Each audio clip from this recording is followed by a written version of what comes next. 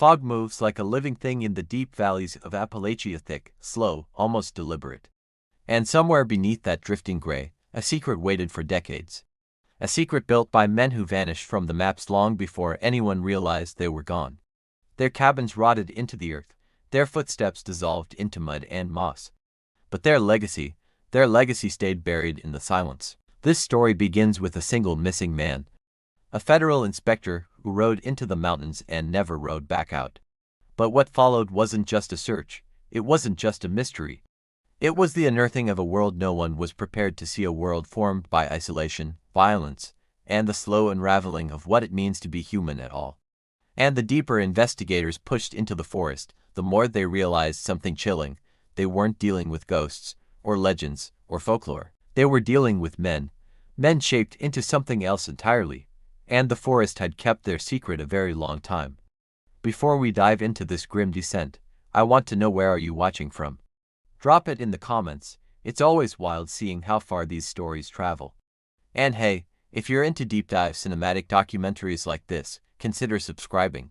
It helps more than you think, and it keeps you in the loop for the next long-form mystery we unravel together. The dawn bled slowly across the ridgeline as Rowan stepped from the abandoned foundry, the cold iron smell clinging to his coat while distant crows carved shadows over the frostbitten valley he'd sworn never to revisit.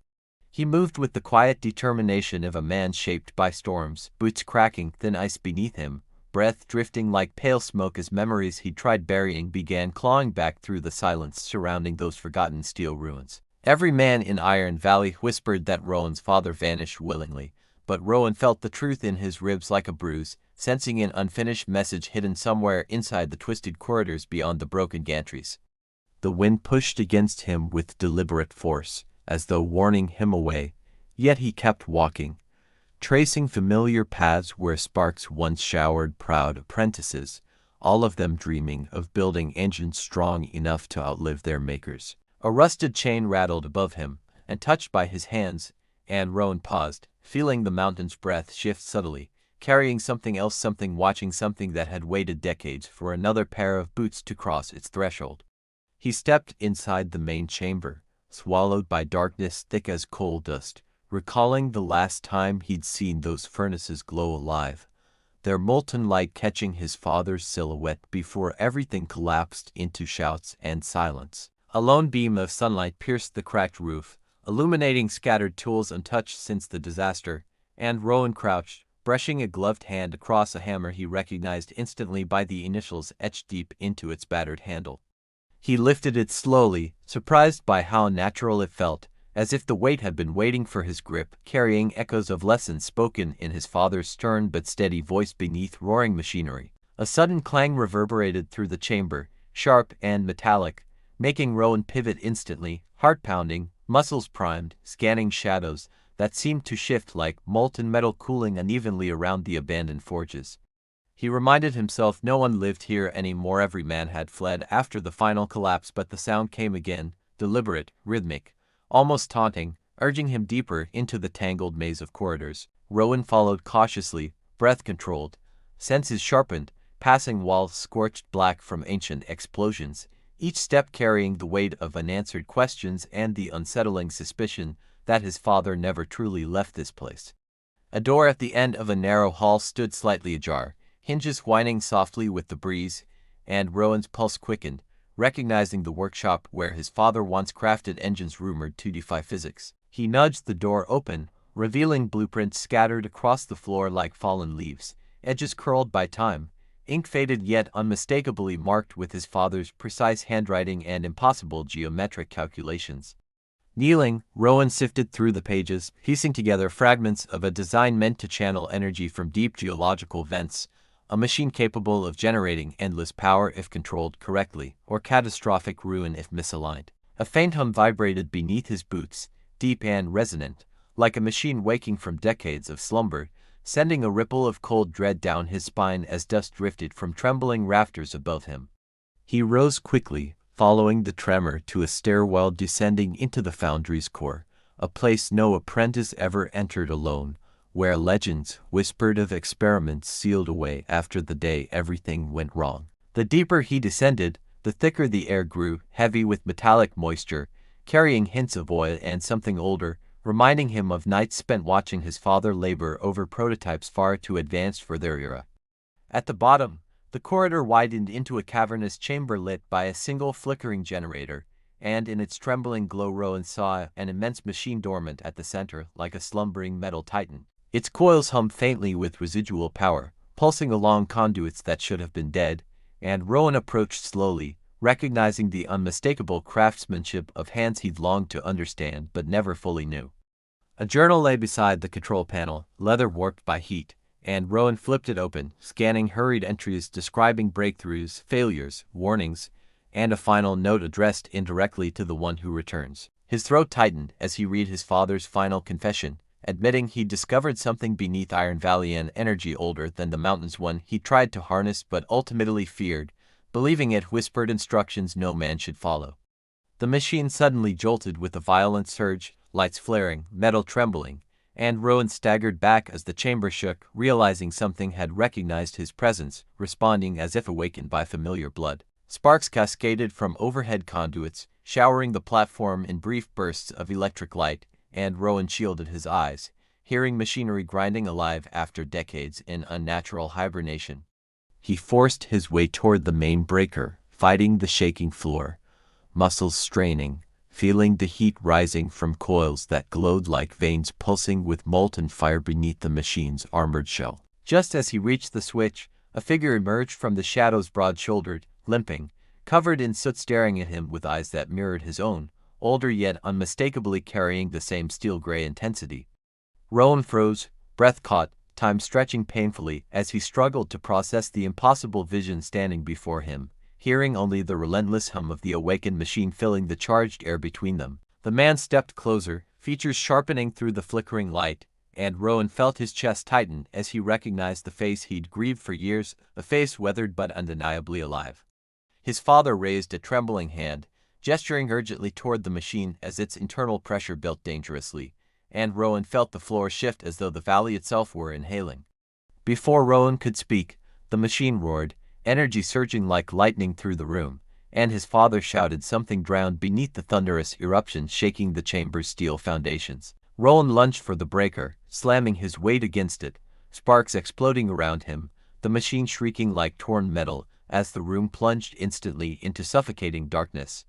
Silence followed, heavy, consuming, with dust settling slowly through the dark as Rowan gasped for breath, reaching blindly for any sign of his father among the fading echoes. His fingers brushed fabric first, then a calloused hand gripping his forearm weakly, and Rowan strained to pull him upright, feeling years of questions collapsing into a single desperate moment. As emergency lights flickered back to life, Rowan met his father's eyes, seeing exhaustion, regret, and something else resolve while the valley above them rumbled softly like a beast stirring in its sleep. His father steadied himself, whispered a warning about the thing beneath the mountains, the energy he'd tried to control, insisting it wasn't done reaching for them.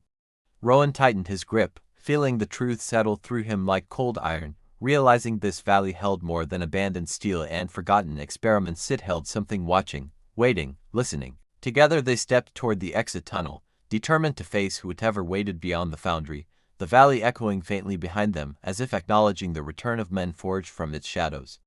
And as they climbed toward the surface, Rowan felt the first tremor of a new storm gathering, knowing the secrets buried beneath Iron Valley were awakening again, and this time, they weren't leaving quietly. The rain fell in hard, slanted sheets as Calder marched across the forgotten training grounds, the old barracks looming like skeletal monuments, each doorway swallowing light as thunder rolled through the abandoned military valley he once called home. He paused at the rusted gate, fingers brushing the etched initials carved during boyhood drills, remembering the men who trained beside him, every one of them forged in discipline, laughter, and scars beneath the unforgiving eyes of iron-hearted instructors. Wine swept through the courtyard, carrying the familiar metallic scent of wet soil and old weapon oil, awakening memories he'd buried beneath years of silence, memories that still pulsed like unfinished commands in the back of his mind. Calder stepped inside the main hall, his boots echoing sharply against cracked tiles, and he felt the presence of the regiment hanging in the air, as if the ghosts of men long lost were standing at attention beside him. A flickering lantern on a distant table startled him. No light should have existed here, yet its weak glow pulsed steadily, illuminating stacked crates stamped with the insignia of the unit that vanished 20 years earlier. He approached cautiously, breath steady, senses sharpened, knowing the valley had been sealed after the mass disappearance. Every report drowned in bureaucratic fog while rumors whispered that the regiment hadn't died, they had been taken. A soft metallic click echoed from the adjoining room, unmistakably the sound of a rifle bolt sliding into place, and Calder froze, hand drifting instinctively toward the knife strapped beneath his coat. He moved toward the sound, shoulders tense, pushing open the warped door to find a trail of wet footprints leading deeper, each precise, disciplined, identical footprints belonging to men trained exactly as he had been. The room smelled of sweat and old gunpowder, and Calder felt the decades collapse into a single moment as he followed the tracks, realizing they were fresh, made within minutes, maybe seconds, before his arrival. A faint chant drifted through the corridor, deep and rhythmic, the kind used during conditioning drills, and Calder's heart pounded as the memory of those synchronized voices tugged him forward through the dimly lit hall. He entered the training arena, breath catching as the shadows shifted, revealing silhouettes of men standing in perfect formation, unmoving, silent, their faces hidden beneath weathered combat masks coated in dust. Lightning illuminated them briefly, confirming they were real flesh, bone, breath, yet their stillness felt unnatural, as though they were waiting for an order suspended in the air like a held breath. Calder stepped closer, feeling the weight of unseen eyes tracking his movements, and the formation parted silently, creating a path toward the command platform where a single figure stood rigid and motionless. The man wore the old commander's uniform, dark fabric stiff with age, metals tarnished, posture impossibly straight, and Calder's throat tightened as he recognized the outline of a mentor he'd mourned long ago. Rain drummed on the shattered roof as Calder halted a few feet away, sensing the electric tension ripple through the entire regiment, their discipline heavier than chains, their silence louder than any command barked on parade grounds. The commander lifted his head slightly, revealing a face marked with deep lines, eyes sharp and focused, not dead but burning with purpose, as though years had passed without touching the fire inside him. Calder's pulse thudded painfully as the commander spoke his name, voice gravel rough yet steady, carrying the weight of old vows and the authority of a man forged entirely from obligation and unbroken will. He explained the regiment never fell in battle, they had remained hidden deliberately, guarding something buried beneath the valley, something powerful enough to reshape nations if released from its containment. Lightning flashed again, revealing a hatch behind the formation, reinforced with steel, covered in warning sigils Calder had seen only once during experimental weapons briefings locked behind military secrecy. The commander stepped aside, gesturing toward the hatch, insisting Calder was the only one capable of opening it, the last surviving recruit who carried the correct genetic cipher woven into his bloodline by design. Calder felt the gravity of the revelation sink deep, understanding now why he'd been summoned back through anonymous messages, why the valley felt like it breathed his name from every broken wall. He approached the hatch, feeling the temperature drop sharply as he placed his hand on the cold metal, sensing machinery beneath it awaken instantly, scanning, probing, identifying him with uncanny precision. The steel seals disengaged with a low groan, and a burst of cold air rushed upward, carrying the scent of ancient stone, confined space, and a faint hum that resonated like a heartbeat beneath the earth. Descending the narrow staircase, Calder forced himself forward, each step taking him deeper into the unknown while the regiment above resumed their formation, silent guardians awaiting resurrection of old orders. At the bottom of the chamber, a massive containment cylinder pulsed with a blue glow, veins of light running across its surface like living circuitry, illuminating carvings made by hand centuries before any soldier marched here. Calder approached the glass panel, revealing a swirling mass of energy inside, shifting, alive, whispering in frequencies too low for normal hearing, yet he felt the vibrations through his bones, ancient and demanding. His father's face flickered through his memory, stern but proud, warning him once about forces men weren't meant to command, and Calder finally understood why those warnings had been carved so deeply into him.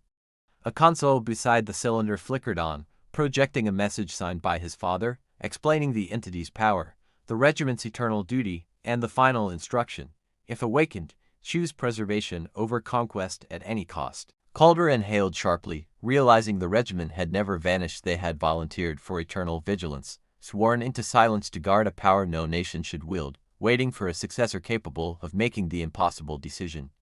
He placed both hands on the console, heart heavy, choosing the option his father had died to preserve, initiating the permanent seal, even as alarms blared and the containment cylinder pulsed violently. The chamber rumbled, but the energy inside began to quiet, compressing like a storm folding itself away, while Calder remained steady, fulfilling a legacy forced upon him by blood, history, and unspoken duty. When the lights dimmed and the seal locked into place, he ascended the staircase, emerging into the training arena where the regiment stood unmoving, their mission complete, their long vigil finally ending. The commander removed his mask, revealing weary eyes softened by relief, and saluted Calder with the respect of a man acknowledging not rank, but sacrifice made willingly in the face of destiny. Calder returned the salute, knowing the bond forged in silence between them would remain unbroken, carried forward by the weight of what they had preserved beneath the valley for the sake of all men above. As dawn began to rise over the shattered roof, the regiment dissolved into the fog one by one, disappearing with purpose fulfilled, leaving Calder standing alone in the quiet valley of iron echoes. He stepped toward the exit, boots crunching through wet gravel, knowing he would carry this burden forever, but accepting it fully, knowing some men were born to guard the world without ever being seen. And as Calder walked away from the valley, the mountains behind him exhaled slowly, their ancient secret sealed once more, safeguarded by the last man willing to stand between duty and oblivion. The storm clouds gathered over the alpine cliffs as Merrick climbed the winding trail, each step crunching over loose shale, his breath steady as he approached the ancient monastery that once trained the mountain's most disciplined men. He paused at the stone archway, fingertips tracing runes carved by monks centuries earlier, their edges smoothed by countless winters, each symbol humming faintly as if the mountain itself still remembered every vow ever spoken here. Wind roared through the entrance hall, carrying the cold, mineral scent of untouched caverns, stirring faint echoes that drifted through the abandoned corridors like the remnants of chants long swallowed by unbroken silence. Merrick stepped inside, boots striking the granite floor with sharp clarity, each sound reminding him of the years spent in training, the men who sparred beside him, and the mentor whose final message summoned him today. Torches flickered unexpectedly along the walls, flames bending toward him as though acknowledging an arrival foretold in stone, their sudden ignition casting dancing shadows across cracked murals depicting the Brotherhood's legendary final stand.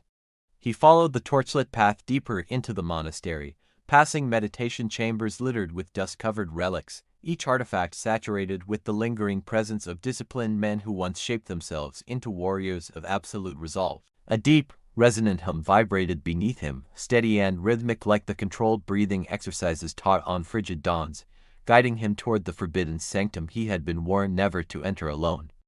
At the edge of the inner courtyard, Merrick saw faint impressions in the ground, footprints preserved in hardened dust, perfectly aligned, unmistakably belonging to the granite choir, the elite monks who vanished during their final ritual. Lightning crackled above, illuminating the courtyard's towering statues, each sculpted in the likeness of a former warrior monk, their stone eyes hollow yet strangely focused, as if they were studying Merrick's movements with ancient scrutiny. He crossed the courtyard slowly, feeling an unsettling pressure in the air, an almost gravitational weight that tightened around him, pulling him toward the sealed gate leading to the heart of the monastery. The gate bore 12 iron sigils, one for each member of the granite choir, and Merrick noticed one sigil glowing faintly, responding to his presence with a soft pulse like a heartbeat trapped in metal. He approached the sigil instinctively, drawn by a sense of familiarity he couldn't explain, the symbol vibrating beneath his palm as ancient mechanisms groaned awake, unlocking the gate with thunderous echoes. The chamber beyond exhaled cold air thick with the scent of deep stone, revealing a vast underground hall supported by immense pillars carved with swirling patterns that resembled the flow of wind inside caverns. Merrick descended the stairway cautiously, hearing his footsteps blend with distant rumbling that seemed to originate from beneath the granite floor, a sound far too deliberate to be simple seismic activity. At the base of the hall, he found an enormous circular platform encircled by 12 stone chairs, each occupied by a hooded figure seated in rigid silence, unmoving as if frozen in time. The air shimmered around them, a transparent distortion rippling outward like heat haze, and Merrick felt a prickle along his spine as he stepped closer, recognizing the posture drilled into every monk through years of discipline. He approached the nearest figure, lifting the cowl carefully, revealing a stone face lifelike, detailed, and carved with unnerving precision yet still warm, as though the transformation had happened only moments before his arrival. Lightning illuminated the chamber momentarily, revealing faint cracks running down each stone figure's arms and chest, glowing with dim light, suggesting something restrained inside them, something attempting to break free. Marek's pulse quickened as he reached the center of the platform where a single pedestal held a sealed scroll, its wax emblem identical to the sigil glowing on the outer gate.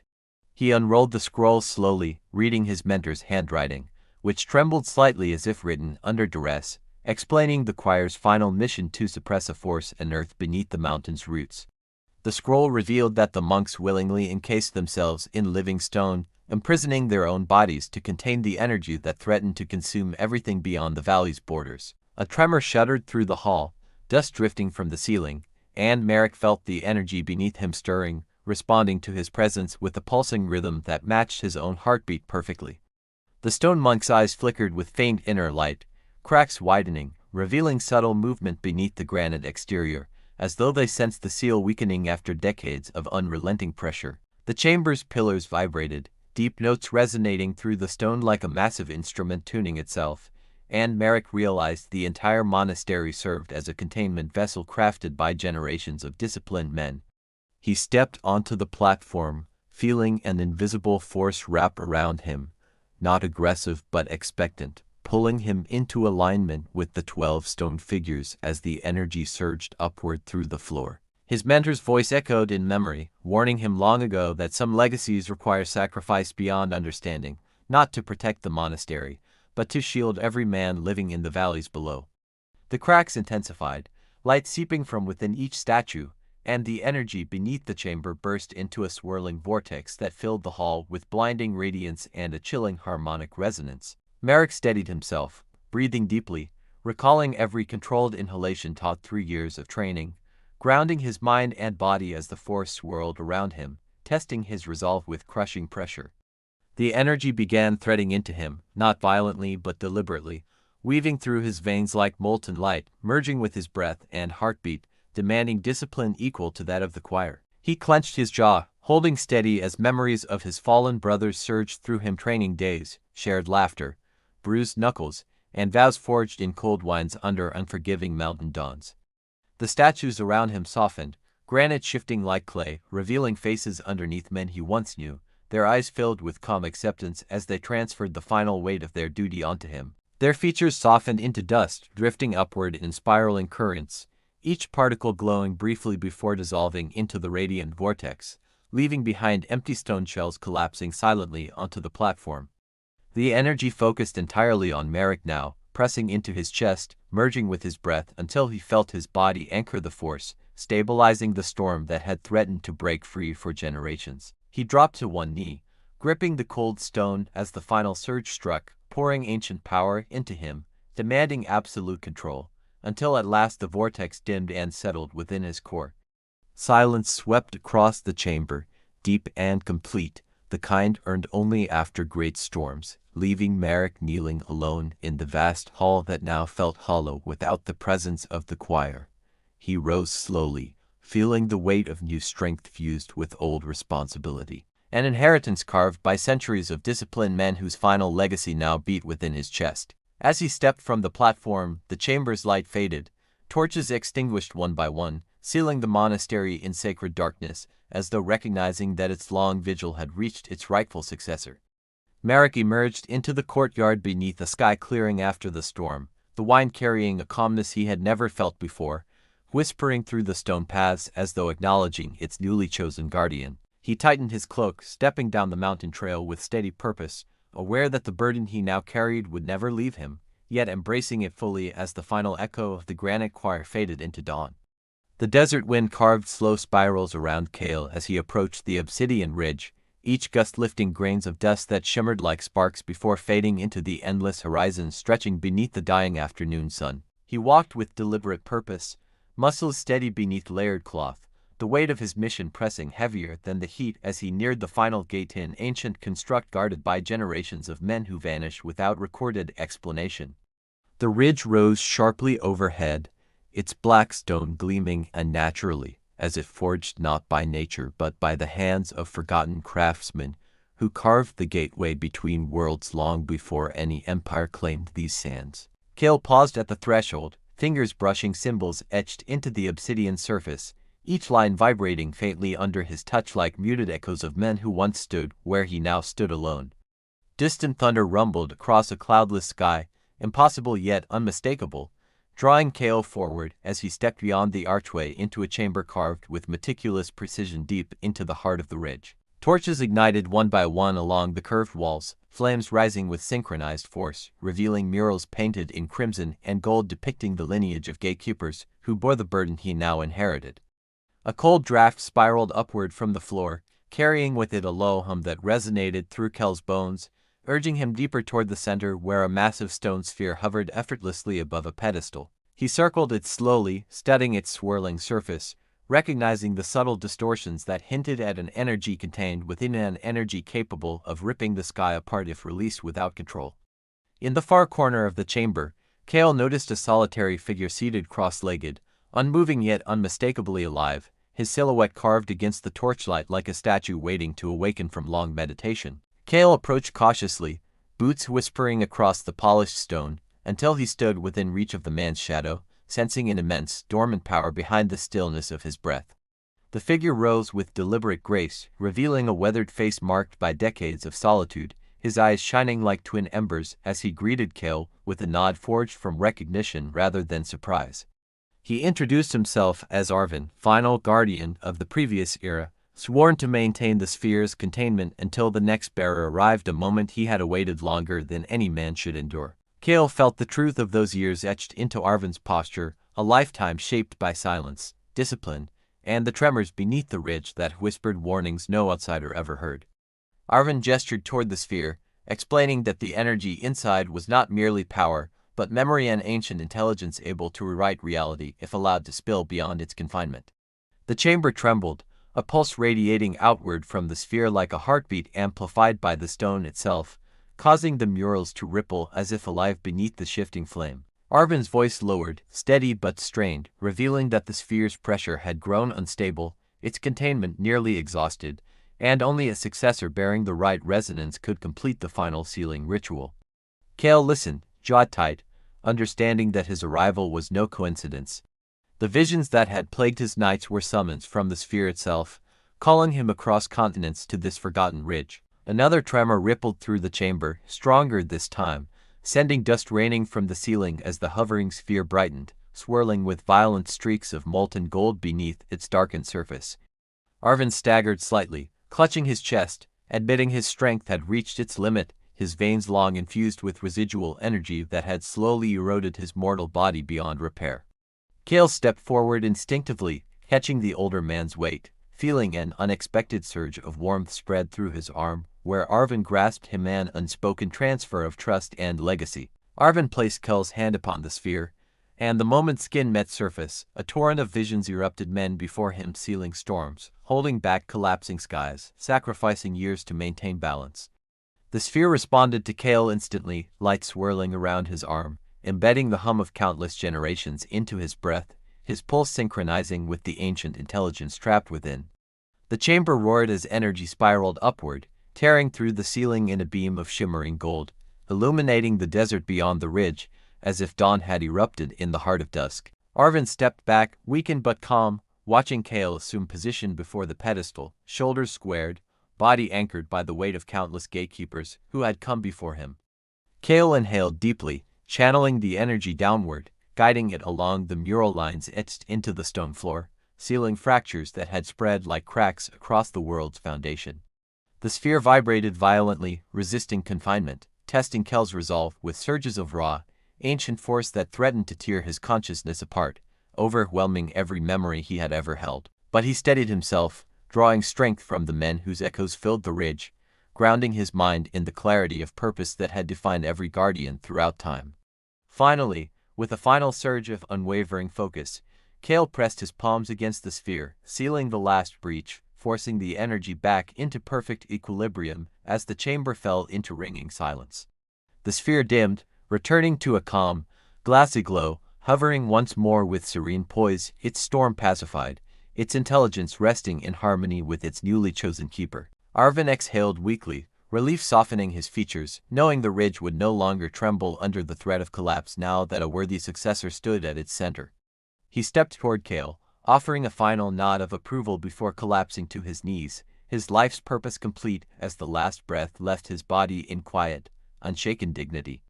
Kale knelt beside him briefly, placing a steady hand on the man's shoulder, honoring the final guardian with the silent respect due to one who had carried the world's balance alone for decades. Then he rose, turning toward the archway as dawn broke fully over the desert, sunlight filtering through dust-laden air as the ridge itself seemed to bow in acknowledgement of its new protector. Kale stepped out into the warming morning, knowing his life would never again belong solely to him, for the Gatekeeper's legacy now pulsed with every heartbeat, binding him to the ridge forever.